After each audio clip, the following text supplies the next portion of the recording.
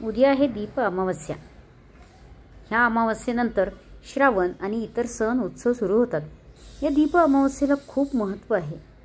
दिवा हे मांगल्याचं आणि समृद्धीचं प्रतीक मानलं जातं। दीपपूजन करून घरातली नकारात्मकता, अंधकार नाहीसा होतो। समृद्धी, सकारात्मक ऊर्जा घरात तयार होते। त्यामुळे दिव्यांची पूजा केली जाते।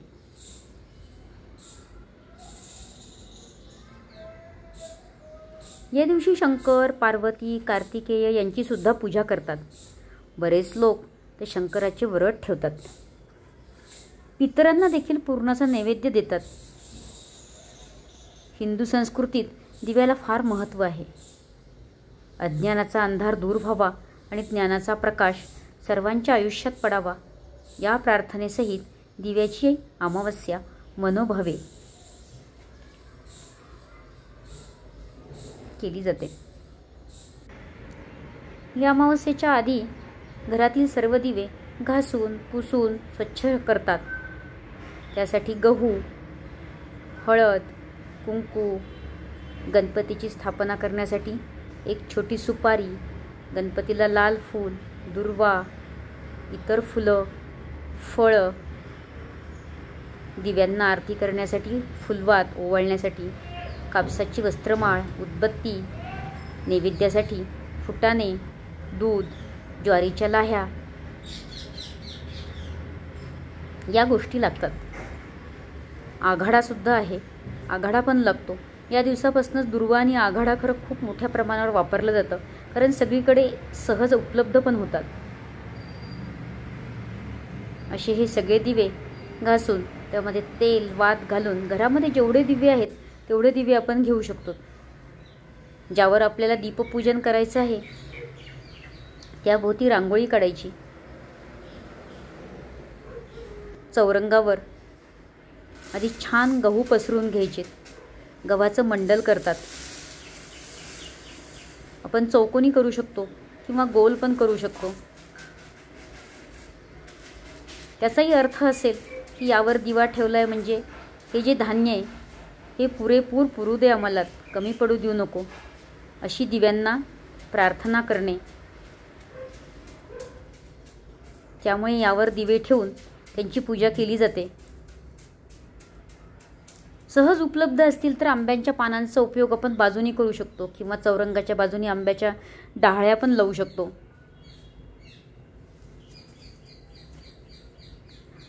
आंब्याच्या पानांनाही तितकंच महत्त्व आहे धार्मिक विधींमध्ये।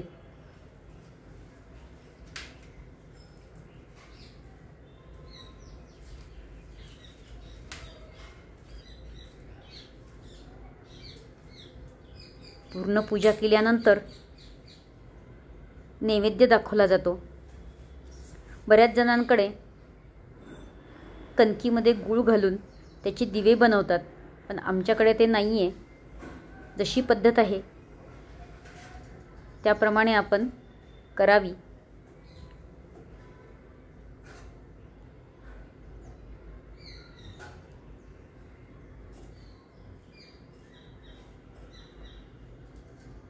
फक्त दक्षिणेकडे दिव्याचं तोंड करायचं नाहीये।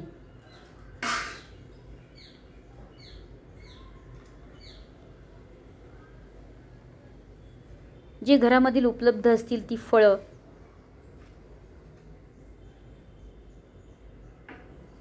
लाह्या, दूध, फुटाणे,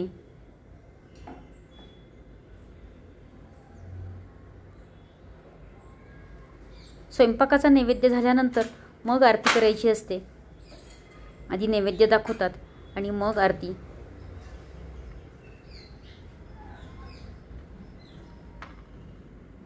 यामध्ये हे आघाडा, दुर्वा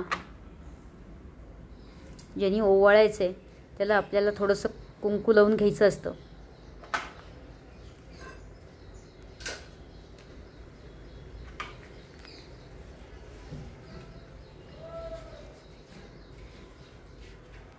असे हे सगळे दिवे सगळ्यांच्या आयुष्यामध्ये प्रकाश आणोत ही प्रार्थना करायची असते।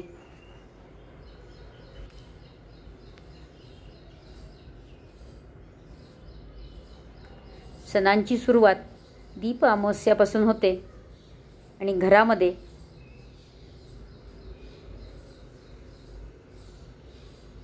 सगळीकडे एकदम आनंदी वातावरण असतं। याची कहाणी पण सांगतात, तेव्हा मी ती तुम्हाला कहाणी सांगते।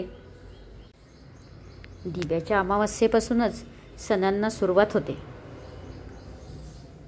तेव्हा या सणांच्या प्रत्येक सणांच्या कहाणी आहेत। ह्या प्रत्येक कहाणीतून आपल्याला काहीतरी बोध होतो। तेव्हा आज मी सांगते दिव्याच्या अमावस्येची कहाणी। ऐका दीपकांनो तुमची कहाणी। आटपाट नगर होतं। तिथे एक राजा होता। त्याला एक सून होती। तिनं एके दिवशी घरातला पदार्थ स्वतः खाल्ला आणि उंदरावर आळ घातला। आपल्यावरचा प्रमाद टाळला। इकडे उंदरांनी विचार केला, आपल्यावर उगाच आळ आहे, तेव्हा आपण तिचा सूड घ्यावा, असा सर्वांनी विचार केला। त्यांनी रात्री हिची चोळी पाहुण्यांच्या अंथरुणात नेऊन टाकली। दुसरे दिवशी हिची फजिती झाली। सासूदिरांनी निंदा केली, घरातून तिला घालवून दिली। हिचा रोजचा नेम असे, रोज दिवे घासावेत, तेलवात करावी, ते स्वतः लावावेत, खडी साखरेनं त्यांच्या ज्योती साराव्यात, दिव्यांच्या अवसेच्या दिवशी त्यांना चांगला नैवेद्य दाखवावा। त्याचप्रमाणे ही घरातून निघाल्यावर ते बंद पडलं। पुढे ह्या अवसेच्या दिवशी राजा शिकारीहून येत होता। एका झाडाखाली मुक्कामाला उतरला। तिथं त्याच्या दृष्टीस एक चमत्कार पडला। आपले सर्व गावातील दिवे अदृश्य रूप धारण करून झाडावर येऊन बसलेले आहेत। एकमेकांपाशी गोष्टी करीत आहेत। कोणाचे घरी जेवावयास काय केलं होतं, कशी कशी पूजा मिळाली वगैरे चौकशी चालली आहे। सर्वांनी आपापल्या घरी घडलेली हकीकत सांगितली। त्यांच्या मागून राजाच्या घरचा दिवा सांगू लागला, बाबांनो काय सांगू, यंदा माझ्यासारखा हातभागी कोणी नाही। मी दरवर्षी सर्व दिव्यामध्ये मुख्य असायचो। माझा थाटमाट जास्त व्हायचा। त्याला यंदा अशा विपत्तीत दिवस काढावे लागत आहेत। इतकं म्हटल्यावर त्याला सर्व दीपकांनी विचारलं, असं होण्याचं कारण काय? मग तो सांगू लागला, बाबांनो काय सांगू, मी ह्या गावाच्या राजाच्या घरचा दिवा। त्याची एक सून होती। तिनं एके दिवशी घरातला पदार्थ स्वतः खाल्ला आणि उंदरावर आळ घातला। आपल्यावरचा प्रमाद टाळला। इकडे उंदरांनी विचार केला, आपल्यावर उगाच आळ घातला आहे, तेव्हा आपण तिचा सूड घ्यावा, असा सर्वांनी विचार केला। रात्री तिची चोळी पाहुण्यांच्या अंथरुणात नेऊन टाकली। दुसऱ्या दिवशी तिची फजिती झाली आणि सासूदिरांनी निंदा केली, घरातून तिला घालवून दिली। म्हणून मला हे दिवस आले। ती दरवर्षी माझी मनोभावे पूजा करीत असे। जिथं असेल तिथं खुशाल असो, असं म्हणून तिला आशीर्वाद दिला। घडलेला प्रकार राजानं श्रवण केला। आपल्या सुनेचा अपराध नाही याची त्याला खात्री पटली। तो घरी आला। कोणी प्रत्यक्ष पाहिले आहे काय म्हणून चौकशी केली। तिला मेना पाठवून घरी आणली। सुनेची चौकशी झाली, तिला कोणी बघितलंय का इथे तिथे? नाही म्हटल्यावर मेना पाठवला। झाल्या गोष्टींची क्षमा मागितली। तिला मेन्यामध्ये घालून घरी आणलं। साऱ्या घरामध्ये मुखत्यारी दिली। ती सुखानं रामराज्य करू लागली। तर जसा तिला दीपक पावला आणि तिच्यावरचा आळ टळला, तसा तुमचा आमचा टळो ही 60 उत्तराची कहाणी। 5 उत्तरी सुफळ संपूर्ण। पूर्वी घरामध्ये माणसं खूप होती, स्त्रिया खूप होत्या। त्यामुळे घरात कुणी ना कुणीतरी कहाणी प्रत्येक सणाची वाचत असे। अगदी नाहीच झालं तर घरामध्ये एखादी मुलगी असेल तर तिला म्हणत असे की वाच बरं कहाणी, आम्हाला वेळ नाही आहे, कारण सणांची कामं खूप असायची, घरामध्ये खूप लोक असायचे, पण आता तेवढा वेळ नाही, त्यामुळे कहाणी कधी कधी वाचणं होत नाही। तेव्हा ही कहाणी तुम्ही जरूर ऐका। अगदी काम करत करत सुद्धा आपण कहाणी ऐकू शकतो। आणि हा व्हिडिओ कसा वाटला ते तुम्ही कमेंट करून सांगा। लाईक करा, शेअर करा आणि सबस्क्राईब करा।